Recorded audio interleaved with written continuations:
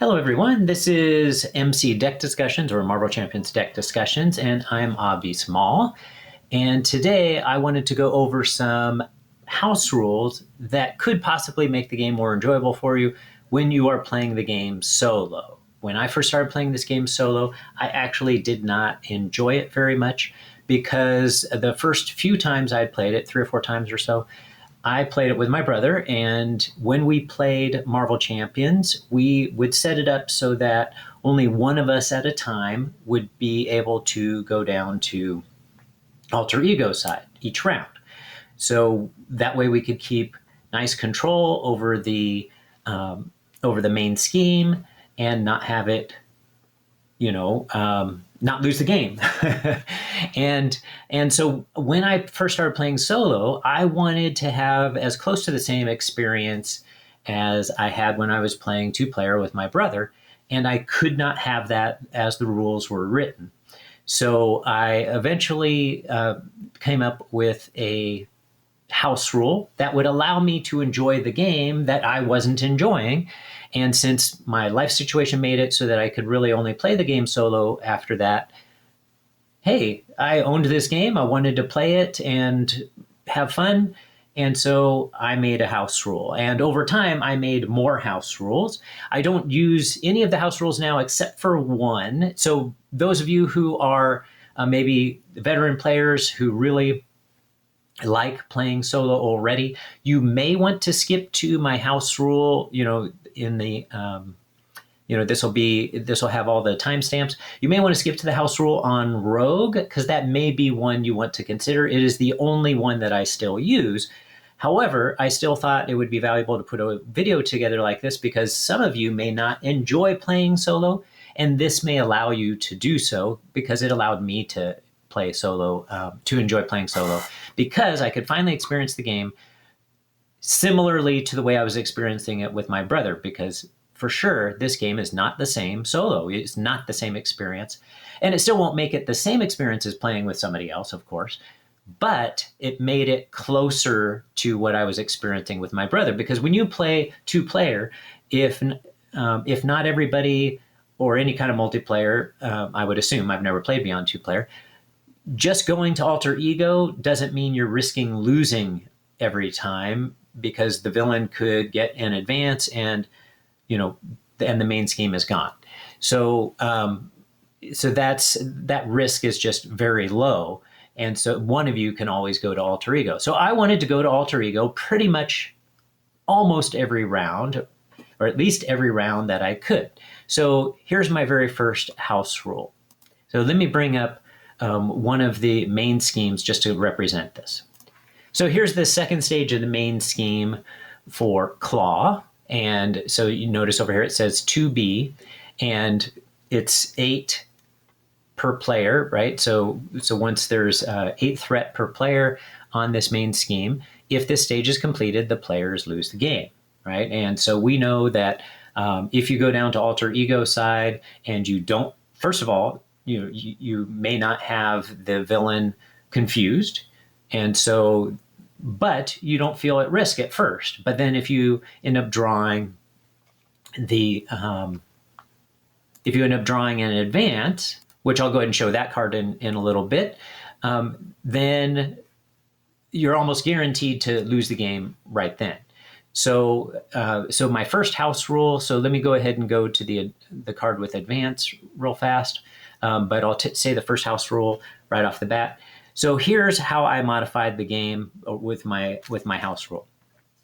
What I allowed for was that if I lose from the villain through its scheming, then I allow myself 1 turn to get rid of enough threat to continue to not be losing.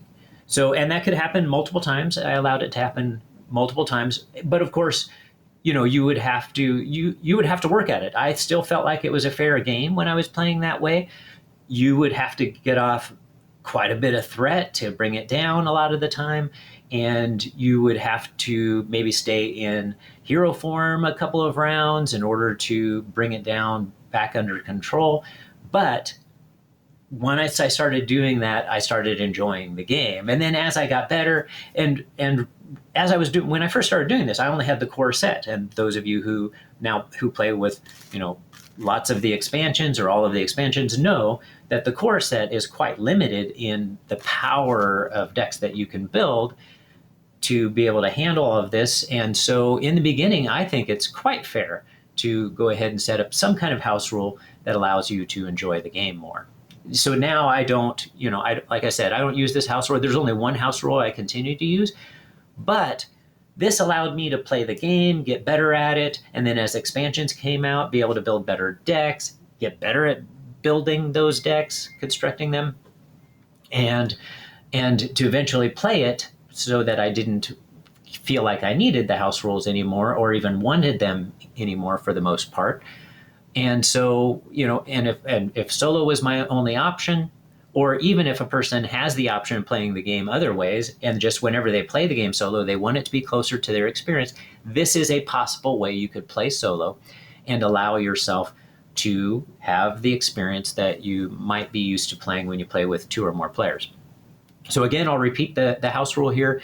That is, when the villain defeats the main scheme that would make you lose the game, cause you to lose the game, then you get 1 turn to bring the threat down in order to bring it below, in this case, below 8, so that you are no longer losing.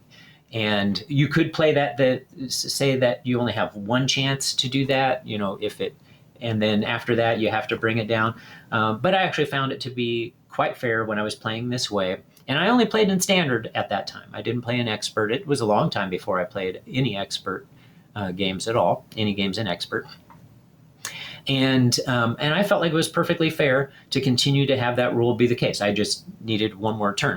There were quite a few times when the main scheme would finish and I would get, where I just couldn't keep up with it. So it gets overwhelming, especially if you were playing like I was, where I went to alter ego pretty much every turn. So let me go ahead and show that card that causes everybody to trepidation, and that's the advance card. So as a reminder, in case some of you might be new and aren't used to seeing this card very often. All right, so here's that card that many people grow to hate in Marvel Champions. Oh, let me get back to full screen here. All right, so this is the one from, that's in the standard set, and you add to every deck that you're playing, if you're in, this first standard one, and that is the advance, when revealed, the villain schemes, right? So this is that card that people definitely in the beginning of the game end up hating, and even very much later in the game at the wrong time, this is not a card you necessarily look forward to seeing. All right, so let's get into some specific house rules that I played for various heroes. So let me get to the one right away here with Rogue, which is the one that I still use to this day. All right, so here we have Rogue, and the main thing that I wanted to experience with Rogue that I wasn't experiencing as a solo player was a lot of abilities associated with her, with touched, her permanent condition here. It doesn't say permanent on it. Interesting. I haven't played her in a while, so I just didn't remember that it wasn't actually a permanent, right? So let's go ahead and look at her ability. You can see it on the card, but I'll read it up here. So skin contact, action. Attach touched to another character. You gain each of the attached character's traits until the end of the round, and then it has a forced response after the player phase begins. You find touched and set it aside. And if you look at touched, you can attach it to a minion, a villain, an ally, or a hero. But guess what? What can't you do if you are playing solo? Attach it to another hero, because you're not allowed to attach touch to yourself. Because notice, once again, it says attach touch to another character. So that means you cannot put it on a hero when you're playing solo. So, and the reason you care about that is there are a number of cards that take advantage of you being able to have it have this stalwart ability. So that say something like, if you have stalwart, then you can do this thing or other. I'll go ahead and look for a card with that example. So, but also you can never gain stalwart if you don't have another hero out.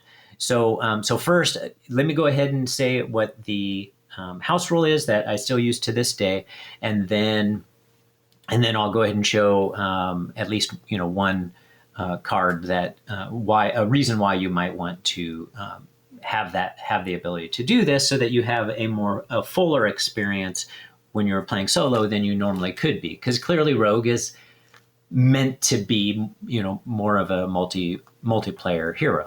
But if you're like me and you only experience solo and you only play solo, that doesn't really feel very fun to be limited so much. And you'll still be limited with this house rule, but not to the extent that you're limited just if you play without the house rule.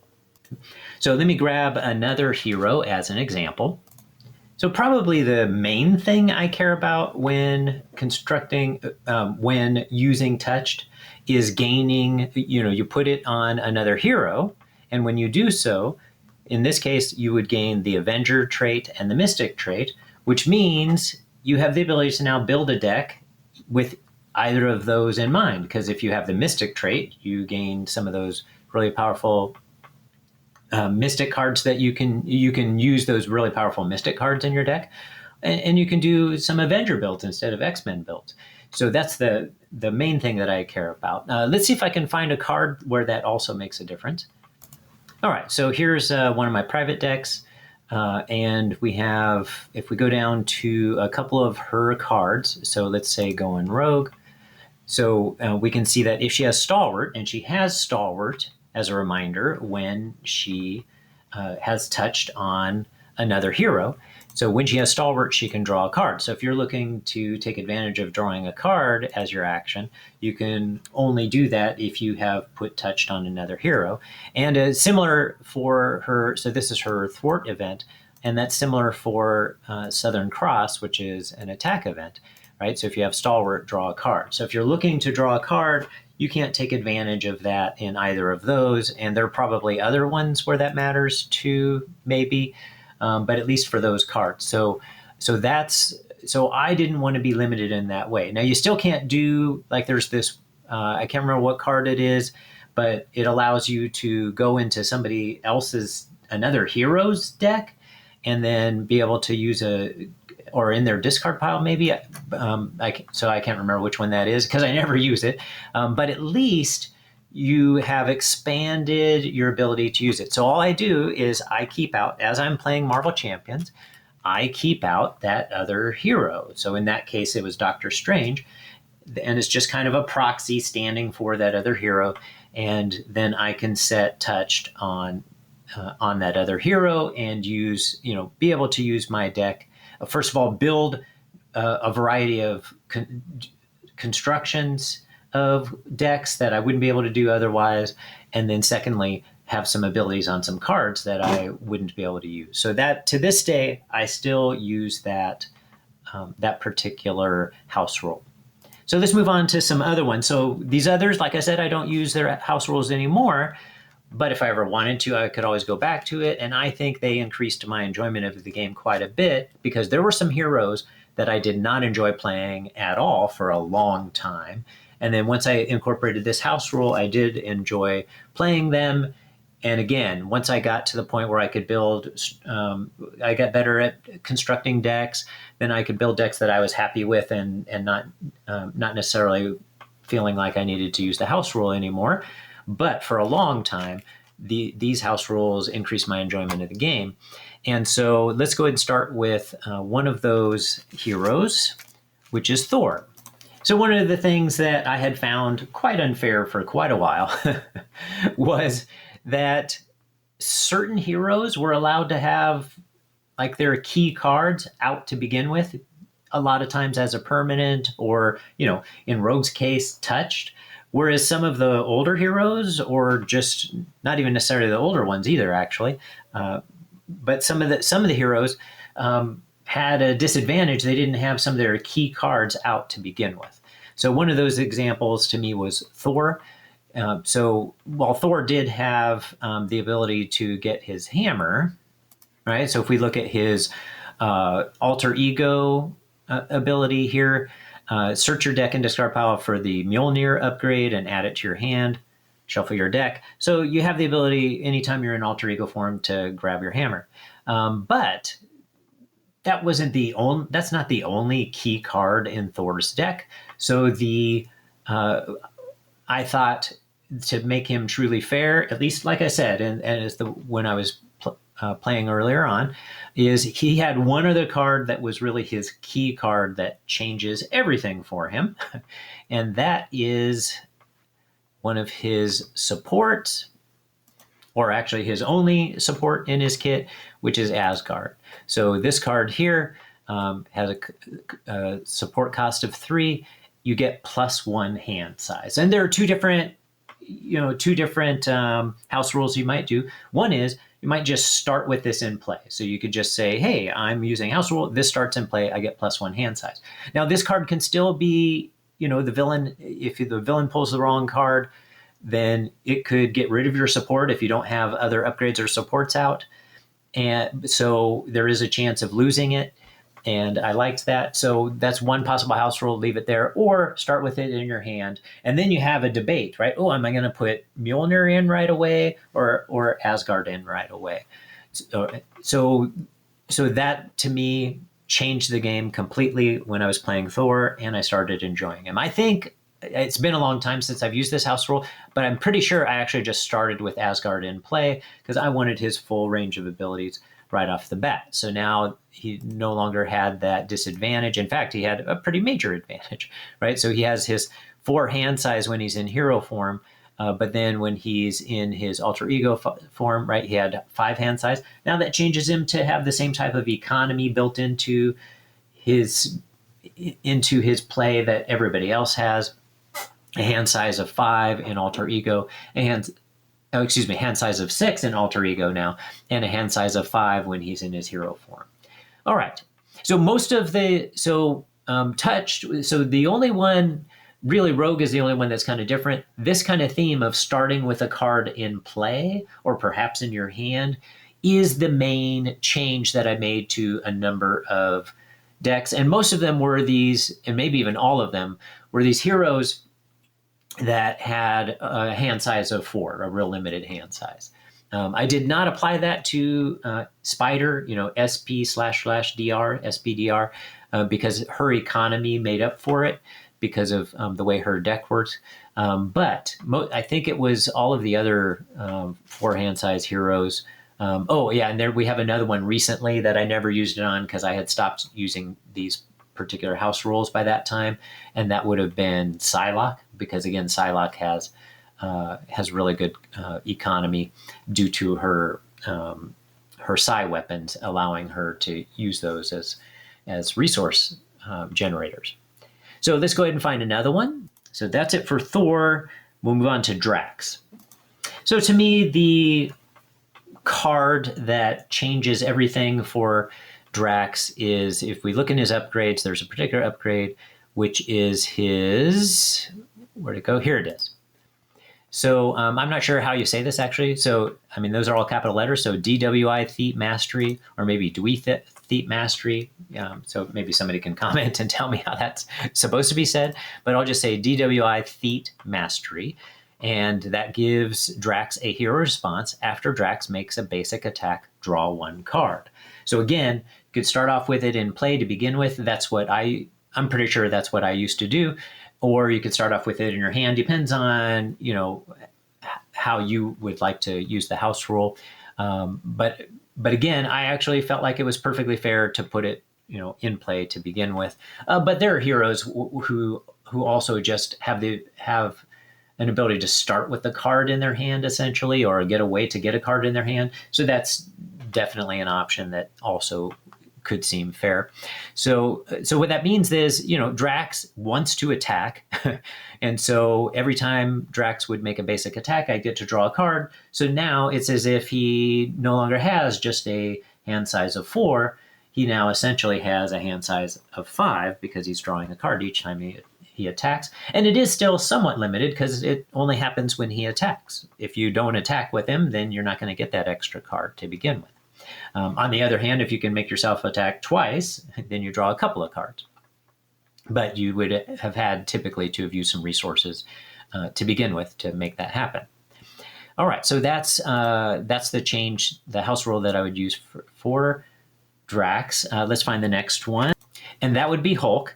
Now for Hulk, I actually went completely outside. So this is maybe, some people might consider this perhaps the most egregious house rule, but like I could not stand playing Hulk for a while, and this changed it, so I enjoyed playing him. So let's go ahead and move over to an example Hulk deck.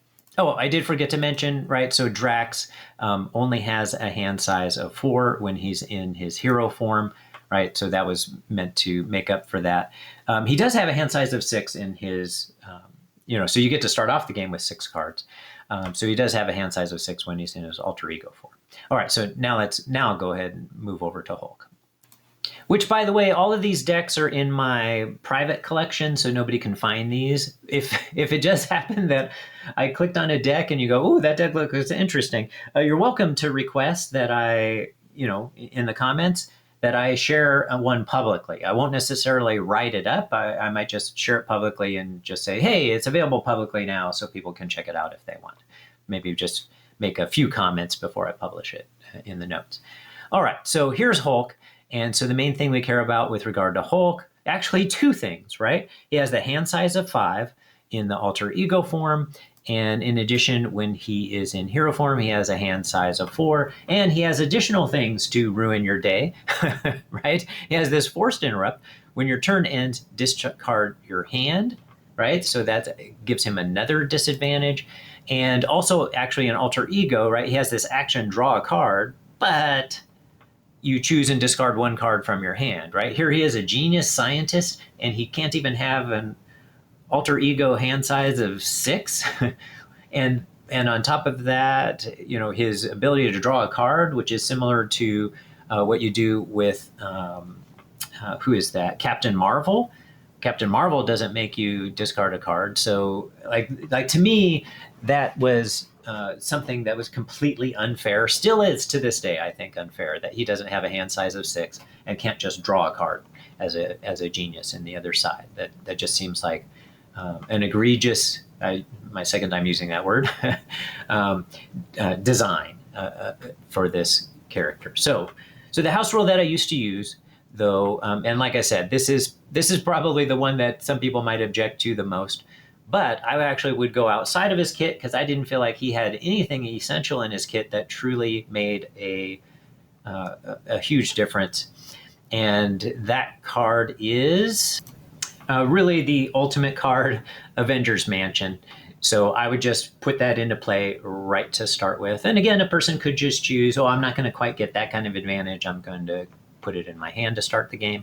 But this is the one that lets you exhaust Avengers Mansion, choose a player, that player draws a card. So if you start off with it in play, this essentially is equivalent to giving him a 6 hand size in alter ego and a 5 hand size when he's in his hero form. Okay? So some people might complain about that, but hey, I felt like that was what made him fair and, most importantly, fun to play. All right, next one would be Colossus. It's funny, looking at a lot of these decks that I'm showing you, I'm just picking the last deck that I created for these heroes. So I find it kind of interesting. So many of these, the last time that I used them, the deck that I created for them was a pool deck. So you're seeing lots of pool decks here. My pool decks tend to look pretty similar with a little bit of variation in them. So I play very conservative pool decks, but if you are ever interested in my pool decks, I do not play those risky pool type of builds that other people do. All right, so let's find the card that's the one that I consider to be critical for him, and then his house rules slightly different than the other house rules that I use. So first, actually, let's look at his alter ego ability. So if you look down below, you can see his alter ego ability is he has as a setup, it's actually not his ability, As a setup, search your deck for a copy of Organic Steel and add it to your hand. And that's pretty decent. So if we go down to Organic Steel, he has 2 copies of those, and each one has 2 uses. After a tough status card is discarded from Colossus, exhaust this card and remove 1 counter from it. Give Colossus a tough status card. So pretty good. It makes a lot of things work in his deck and could eventually lead to, when you combine it with some others of his abilities, lead to some pretty good card draw and economy. So it's not the worst ever. But so what I did was I modified his setup. So instead of looking for, clicked on it and meant to just hover over it. So instead of using his setup as search your deck for a copy of Organic Steel and add it to your hand, I changed it to search your deck for a copy of any of his upgrades. So his own upgrades that are his identity-specific upgrades, and add it to your hand. And so that gives a couple of choices that people might debate on and could choose either one. So first of all, there's Iron Will, and that gives Colossus, he gets +1 thwart, right? And to begin with, he only has 1 thwart, so that's great to start off with. But on top of that, after a tough status card is discarded from Colossus, draw a card. Now, this is the one that I chose every time. I never chose the other one, but I still think the other one's a great choice. But like, this makes a huge difference, right? He's going to lose his tough status cards frequently because that's what his deck is meant to do and his playstyle is meant to do. So he's going to draw these cards and even things up, which I did forget again. So notice his hand size. First of all, in Alter Ego, so if you go down near the bottom, his hand size in Alter Ego is 6. But his hand size, once again, is just 4 in hero form. And so have the ability to draw cards makes a huge difference for him. But the other choice that somebody might legitimately make, I think, is his Titanium Muscles, which gives him +1 attack. So that's very strong, right? Because he already had 2 attack to begin with. So let's look at that again, right? So he has 2 attack to begin with. So if you start with this in your hand and then get it into play, now he has 3 attack to start off with, which feels pretty fair for the strength that Colossus inherently has.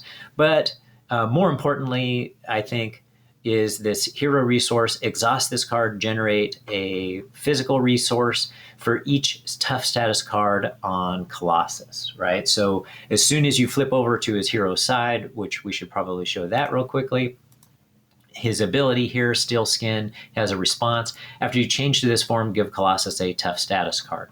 So that means right from the beginning of the game, if you choose to put this in your hand and get it into play, you already have a resource generator that you are going to utilize. All right. Okay, that leaves just 2 more.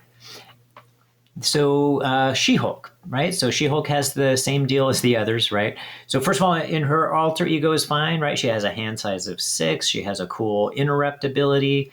I object. When threat would be placed on a scheme, prevent 1 of that threat. So I think that's pretty neat. And then when she flips over to her hero size, right, she has her ability, Do You Even Lift? A response after you change to this form, deal 2 damage to an enemy. Great ability, right? At least if you're, flipping back and forth. But she has that, once again, deleterious hand size of 4. All right. So for her, the change that I made there was Focused Rage. There it is. All right. So this is, I think, a fantastic card. And she has 2 copies, right? Yes, she has 2 copies of Focused Rage.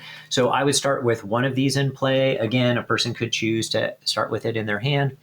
And so it's an upgrade with a cost of 3, exhaust Focused Rage, take 1 damage, draw a card, right? And she has lots of health to begin with, right? Her hit points are 15, and plus her losing health allows her to start to set up, one of her huge card, attack card, which is Gamma Slam, that 4-cost card. Deal X damage to an enemy. X is the amount of damage you have sustained. Notice with Focused Rage, this is a hero action, right? So this is something that she's able to use to draw a card, and if she gets the second one, draw 2 cards. Each time she does have to take some damage, but it does set up Gamma Slam well, both in terms of taking the damage and also in term, because this card here, deal X damage to an enemy to a maximum of 15, X is the amount of damage you have sustained. So reading that again. So the more damage you've sustained, the higher the damage output this card has. So that's the card that I would always use for her. So that's my house rule, allowing to have focused rage in play, so you can get that extra card draw, and start to do some damage to yourself. I like that trade-off. Actually, that made her feel really fun to me. And then next is Valkyrie, and for Valkyrie, this is a different type. This is a different type of change. For me, it is actually changing an ability. I don't remember what it is yet, so let's go take a look at her, and I'll figure out what that house rule was. All right, so for Valkyrie, now that I look at her abilities here, her actions, now I know what it was. So first of all, in her alter ego form, right, she has the hand size of 6, so no problem there. Also in her hero form, hand size of 5. So what it had to do was with Death Glow. So I felt very limited when I was using Death Glow, and that was in her alter ego action. First of all, actually, I should mention the setup, right? She sets the Death Glow upgrade aside out of play, right? So it's meant to be out of play except for when you use it. And then her ability, Not This Day, is an action. Detach Death Glow and set it aside out of play. That's the only way she can get it out of play, other than when she attaches it to a minion and then defeats that minion. Or I guess, would that happen with the villain too? Well, for all intents and purposes, that's the only other time it happens, is if you defeat a minion. All right, and then she has her hero action, Death Perception. Hero action, play the set aside Death Glow upgrade as if it were in your hand. So the part that I didn't like about this was the fact that I could only detach Death Glow if I went to alter ego side. It felt very limiting. I felt like, hey, if she's a superhero and she has her Death Glow, she should be able to put Death Glow. She could be able to detach it anytime she wants.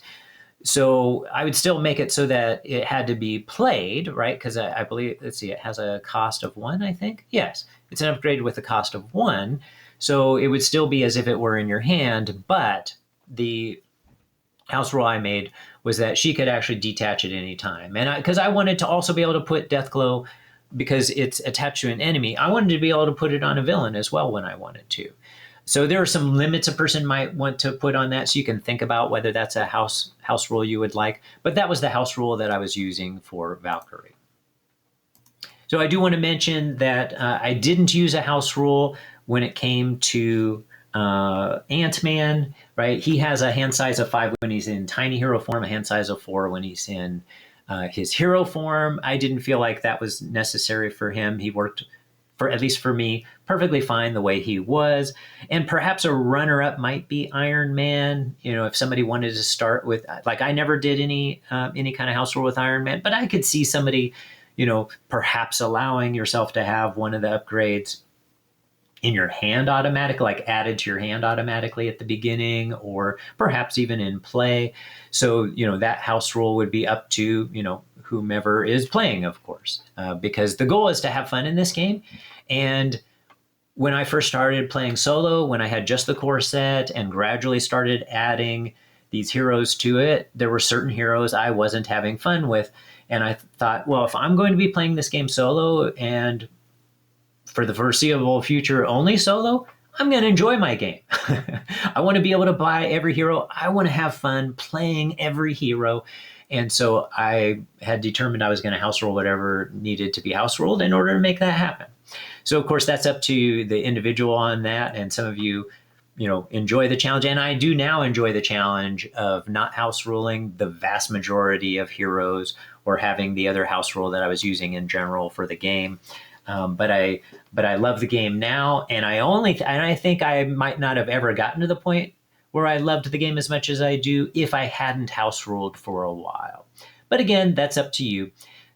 So if you enjoy this kind of content and other content, please like and subscribe. And also, as a quick reminder, I'm always happy to build a deck for someone specifically, and then or feature somebody else's deck on this channel. So feel free to make recommendations for your own, and please comment down below. I enjoy it when people comment and we can have, a little bit of a discussion. All right. Have a great one, everybody. I'll see you next time. Or perhaps at least sometime in the future, since I don't usually get to see people much, right? Not on here. I see people. All right. Have a great one, everybody.